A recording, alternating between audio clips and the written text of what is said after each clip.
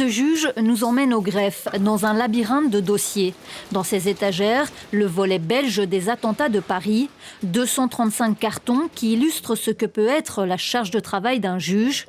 Tous les dossiers ne sont pas aussi volumineux, mais pour tenir le rythme, il faut une certaine rigueur. Un juge, c'est un surfeur constant.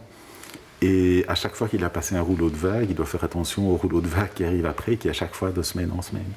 Et donc, si dans des dossiers ordinaires, vous ne tenez pas la rampe en vous disant que chaque semaine, les projets doivent être rentrés pour la semaine d'après, à un moment donné, vous vous êtes noyé. Le nombre de dossiers à traiter est considérable.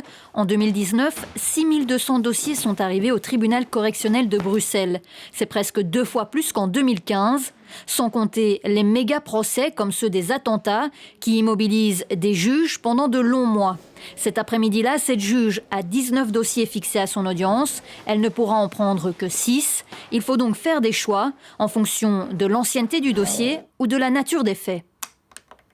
Il est évident qu'on ne peut faire que ce qui est humainement faisable. Alors oui, c'est malheureux et c'est regrettable. Et quand on remet un dossier et que les parties sont présentes en disant « mais je veux que mon dossier soit pris aujourd'hui », qu'on leur dit « mais ce n'est pas possible parce qu'il y a d'autres priorités », bah oui, on le regrette. Mais en même temps, on ne peut pas tenir une audience jusqu'à 11h du soir, pour pouvoir faire face à la pénurie de magistrats. Autre tribunal, celui de la famille. Même situation de sous-effectif. Il manque 3 juges. Ajoutez à cela la surcharge de travail due à la crise sanitaire. Résultat, il n'est plus possible de tenir les délais dans les dossiers de séparation lorsqu'il faut décider de la garde d'enfants ou d'une pension alimentaire. Ces matières-là sont réputées urgentes de par la loi et nous sommes donc tenus théoriquement de les fixer dans les 15 jours puisque ça a un impact énorme sur la vie des gens. Actuellement, nous arrivons à des délais qui peuvent aller jusqu'à 3 mois pour fixer ces dossiers, ce qui nous paraît absolument pas admissible. Au tribunal de première instance francophone de Bruxelles, il devrait y avoir 126 juges pour respecter le cadre fixé par le législateur, mais il en manque 20. La première victime, c'est le justiciable.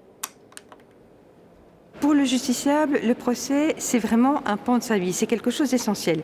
Il a le droit le plus élémentaire à être entendu, c'est fondamental.